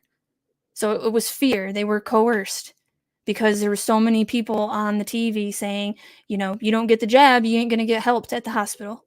And I've even heard now here in Michigan, the VA, there's a bill that's trying to get it so you cannot get VA assistance. Now, I don't know if it's Michigan or Fed. I should look into that, but I know for a fact they are trying to stop people from getting VA help without having the jab. So I would not be able, as a veteran, to go to the VA and get assistance. So it's still an ongoing thing, is what I'm trying to say. It ain't over yet, unfortunately. And if you know about the World Health Organization, they're still trying to push the jab and try to get power so that they can tell people they have to get the jab in the future. Blue says, I didn't get a test or the poke. How in the world did everyone have a virus on the same day? Right. Well, the real virus was fear. That was the real virus. Lockdown, lockdown, lockdown, now test, test, test. And unfortunately, lockdowns are going to happen in the future for environmental purposes, or so they say. I'm going off on all kinds of things, but I just read an article on Montana. I've been dreaming of having a ranch someday in Montana since I was a kid, having horses and all that jazz.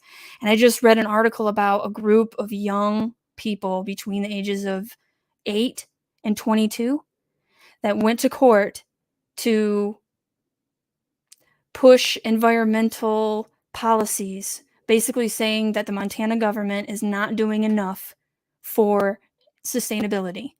So we have all kinds of young people who are absolutely convinced that the world is on fire because of human pollution and carbon, and that something needs to be done, and that if that's locking us in our homes, that will be acceptable.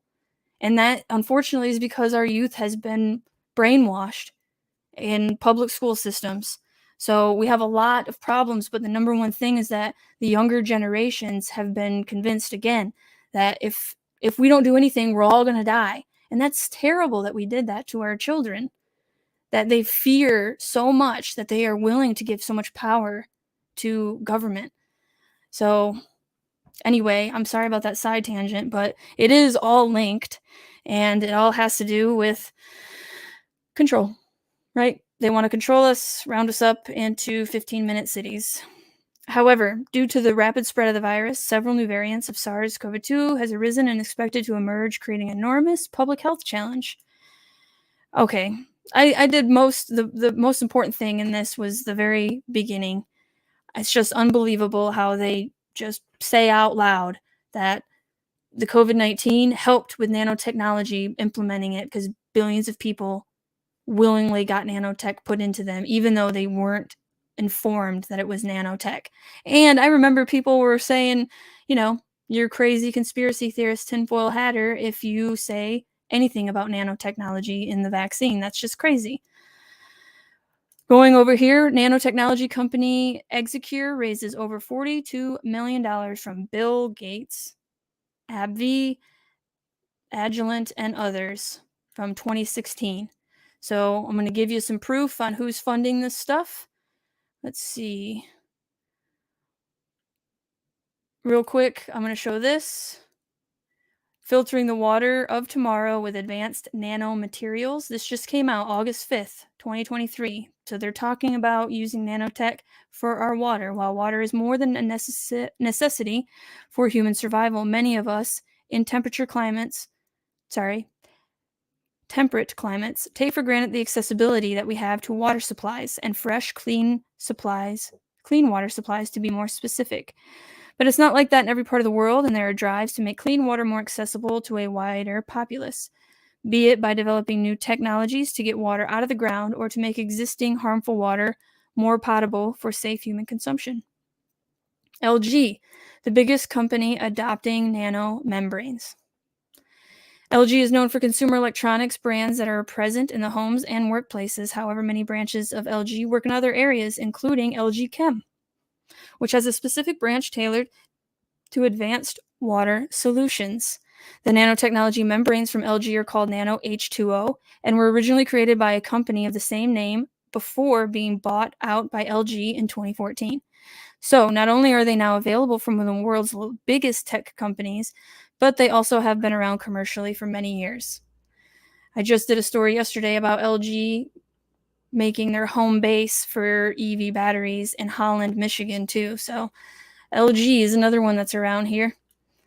These membranes are seawater reverse osmosis membranes that use a thin film nanocomposite to filter out salt from water to provide clean drinking water. The membranes have a high salt rejection performance, minimum 99.6%, and use minimal energy. Carbon-based nanomaterials are the most popular. But I thought carbon-based was bad. In the world of nanofiltration, one of the most common materials used is carbon nanomaterials, of which there are numerous forms. One company using carbon nanomaterials is Carbon Block Tech, which uses a carbon nanomesh TM as a large carbon block filter to purify water and keep it free from contaminants.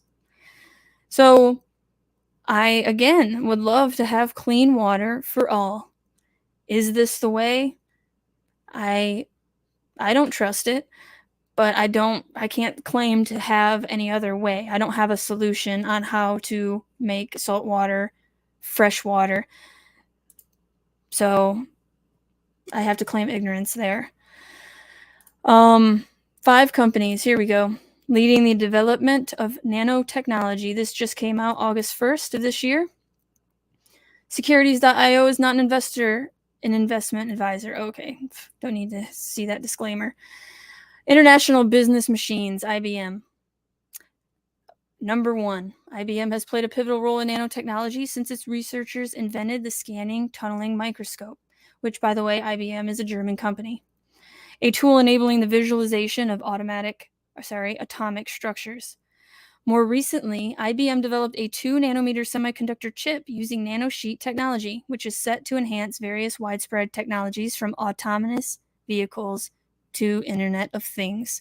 The company believes that as the world becomes more instrumental, with billions of transistors embedded in everything, from cars to appliances to livestock, which they consider us livestock, nanotechnology will play an increasingly important role in the design of future computer chips that are smaller, smarter, and more energy efficient.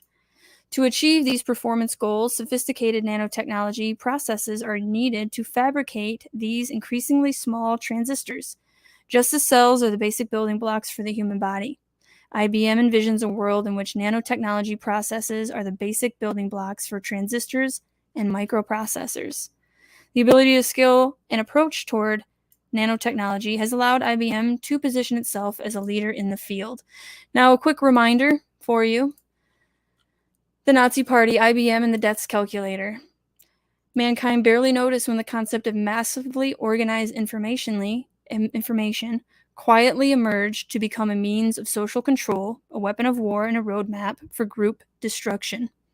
The unique, igniting event was the most fateful day of the last century, January 30th, 1933, the day Adolf Hitler came to power. And let's see, when Hitler came to power, the central Nazi goal was to identify and destroy Germany's 600,000 Jews. And it was Jewish blood, not just those who practiced Judaism.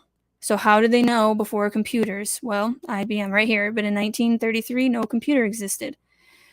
When the Reich needed to mount a systematic campaign of Jewish economic disenfranchisement, and later began the massive movement of European Jews out of their homes and into ghettos, once again the task was so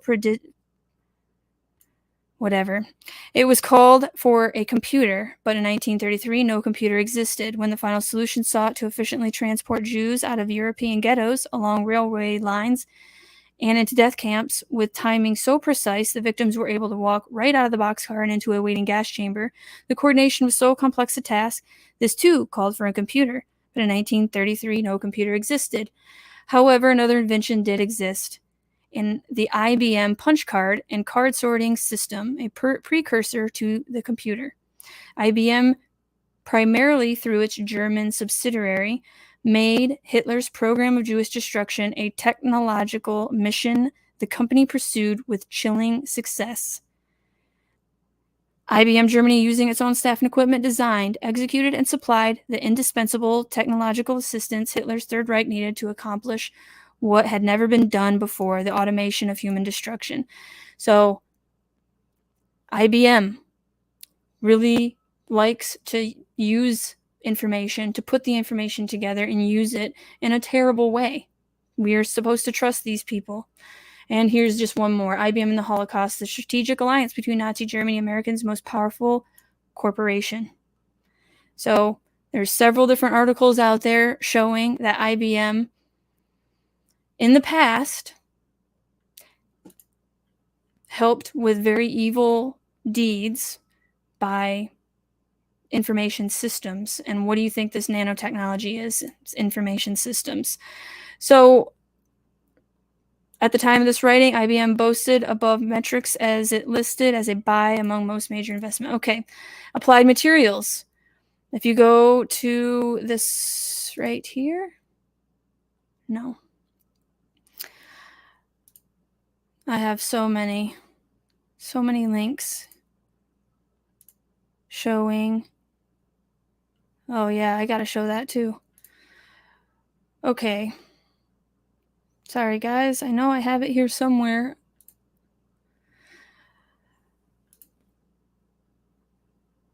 I'm looking for Applied Science, who owns it, which I guess I'll just tell you since I can't find it, but it's Vanguard and BlackRock that own all the shares. And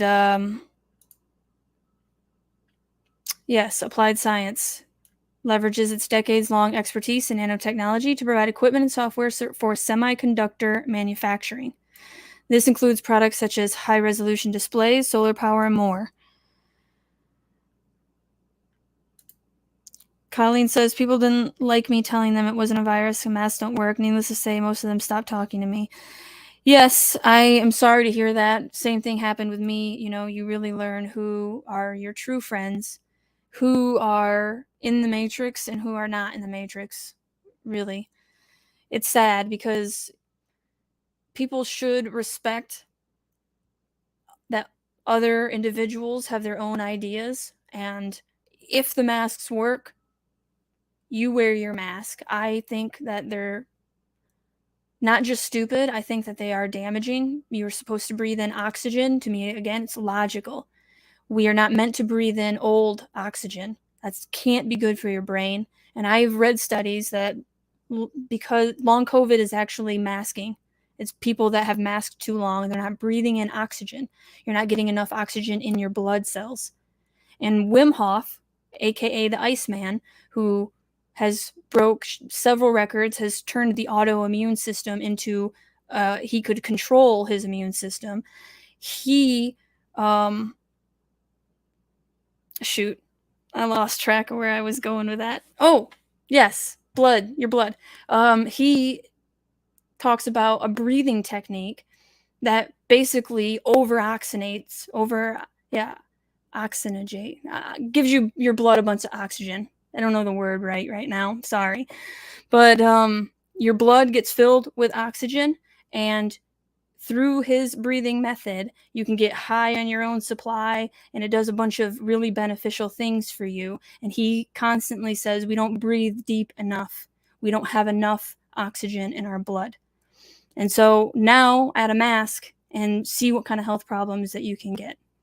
I'm sorry, but again, if you want to wear a mask, I'm not going to shame you, okay? I can think what I want to think in my mind, but I would never do that to another individual. I try to boost human beings up as much as possible and not be somebody that tears other people down. But I really want people, I'm afraid to talk to them about it, you know? And that's what sucks, is that the people that are 100% for the jab and for masking, they won't even listen to you. And that's what sucks the most. Just listen. You don't have to agree with me, But I will listen to you. I will respect you enough to listen to you, even if I don't agree with you. And I would like that same respect back. And I don't think that's too much to ask. But the last 3 years, I have really seen how that isn't reciprocated at all. People want to tell you their ideas. They want to shut you down when they find out that your ideas are not the same as theirs. Thermo Fisher Scientific is the third company that's really investing heavily into nanotechnology. Venturing into nanotech has also positioned the company as a leader in the growing biophotonics market, a segment that could be worth in excess of $100 billion by 2027. I have never even heard of that market. Sounds like a rabbit hole that I'm going to have to go down. At the time of this writing, Thermo Fisher Scientific boasted the above metrics as it listed a strong buy. Okay. Taiwan Semiconductor Manufacturing Company. Maybe that's one of the reasons why China wants Taiwan back, besides pride. And ASM Holding. ASM Holding is a leading semiconductor company that is involved heavily in nanotech. More specifically, they specialize in lithographic systems that use light to print patterns atop silicon wafers, a core step in the chip-making process. ASLM's work in nanotechnology is particularly notable for its development of extreme ultraviolet lithography, which is a cutting-edge technology enabling the printing of nanoscale features on silicon. This is essential capability for manufacturers looking to create small, more powerful chips. And I will read this really quick. Taiwan Semiconductor is a key player in the nanotech industry. It was the first to develop 22 nm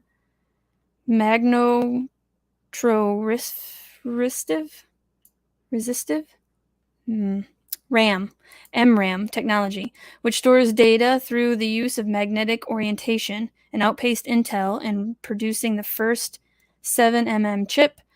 TSMC is also increasing the production of 3nm chips for 5G devices, positioning it as a leader in consumer electronic components that support 5G technologies. Wow. Now, if you don't know, Wuhan, China was the first city to ever implement 5G throughout the entire city. Just so you know. So this video has been going on quite some time, but I have just a few more things that I really wanted to share with you, just some headlines. So Bill Gates' controversial genetically engineered mosquito comes true. This was in 2020. This is also nanotechnology. I don't know if you've heard about Bill Gates releasing his mosquitoes in Florida and several other countries, but since he's done that, according to him, to combat malaria, which has been eradicated for 60 years here in America, but now malaria is coming back, but that's just a coincidence. So Bill Gates, heavily involved. He is an investor in, here's another one. Released 150,000 genetically modified mosquitoes. This was May 5th, 2021. So thanks, Bill Gates. I know you're just trying to help us all, right? You're just trying to save us. This is a Wellcome Trust, which is heavily involved in the nanotechnology space. And I wanted to share this tab. And this is the Wellcome.org, who we are, okay? A global charitable foundation established in 1936. Through our work, we support science to solve urgent health issues facing everyone. You come down here, we were founded in 1936. That's after the death of Sir Henry Wellcome. Sir Henry was a pharmaceutical entrepreneur whose pioneering approach to drug design later inspired the creation of the first leukemia drug, immune suppressants for organ transplants, and antivirals such as AZT, the first drug approved to treat HIV. When I read this, I'm like, AZT, isn't that what the movie The Dallas Buyers Club is about? With Matthew McConaughey. I don't know if you've ever seen that, but it's a movie about the AIDS epidemic that happened in the 70s. And I thought it was an excellent movie, very sad. But you come over here to AZT, in Dallas Buyers Club, AZT is heavily condemned as an expensive poison.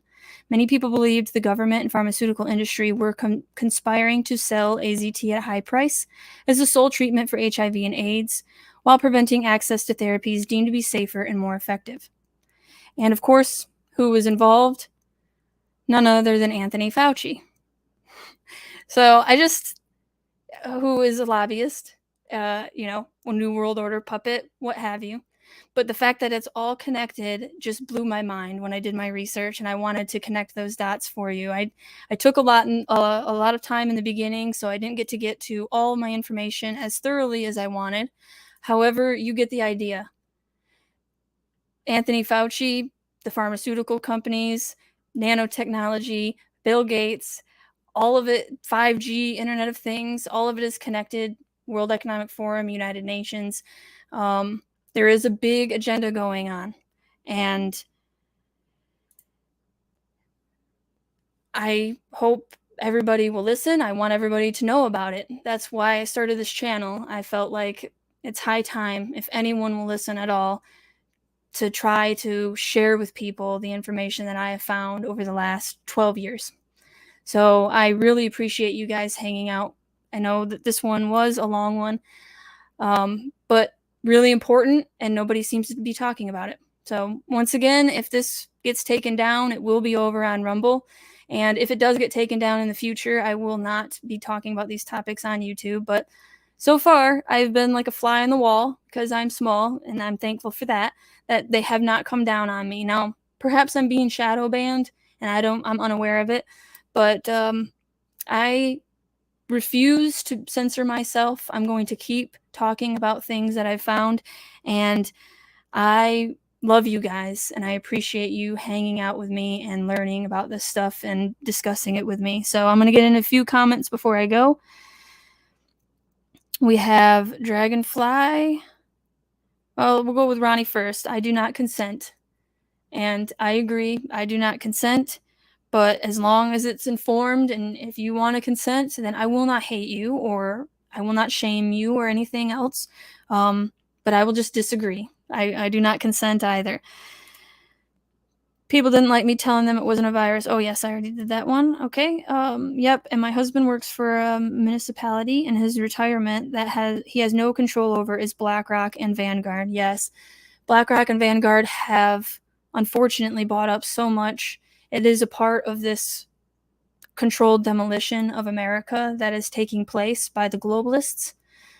They don't care about America because they're men and women of the world, right? They'll just go to another country and let America fail, and then come back later and take what's left. It's a sad reality, but we can stop it. All we have to do is know about it, say no, but everybody has to. The people that are implementing these things unknowingly have to be aware it's happening and then stop. And then we could win without bloodshed. I want to avoid bloodshed at all costs. I am for nonviolent resistance. I'm for civil disobedience. But at the end of the day, life is a precious miracle given to us by God. And so I will fight for my life, but I will avoid doing so, avoid violence at all costs. So there's a balance. Everything is about balance in this life. I agree with Walter Russell when he said that's exactly, if you had to describe what life is about in one word, balance. And last but not least, Colleen says, I completely agree. My husband had long COVID and didn't get the jab, but constantly wore a mask. Yes, a lot of people. And, if it made them feel safer, I suppose, but they weren't informed that it could potentially cause harm as well. And with children, I don't want to get into too much, but I knew from the beginning, when you put masks on children, and even yourself, and you have a young child, you are disabling their ability to learn communication through facial features and facial recognition. Like, you are harming children's growing up and learning, their learning capabilities. So there was a lot more damage from the masks than I think even has been discussed. I've heard about speech impediments on the rise, and who knows what it did for human being, like young people, and how they relate to other humans. Like, are they going to be more disconnected than any humans before them? Like, it was just such an experiment. We just don't know exactly what is going to happen with this young generation that had to deal with it at the ages of 2, 3, 4, 5, such critical stages of development. So a lot to think about, a lot to consider. Colleen says your efforts are greatly appreciated, and Ronnie says thank you guys again so much. I hopefully everything is a go for tomorrow on Turn the Page with Janine. I'm sorry about last week, by the way. It was a last minute thing that she had something going on at her house, so she couldn't host it. So tomorrow, everything seems to be a go, and I think we're going to be talking about the Maui fires tomorrow as well. So Thursday, I will be talking about it solo, 10 a.m. Tomorrow, over on Rumble, Turn the Page, I'll be talking about Maui at 9 a.m. So hopefully you guys learned something. Smash the like, subscribe, hit the bell notification if you haven't already, and I will see you guys hopefully tomorrow or Thursday.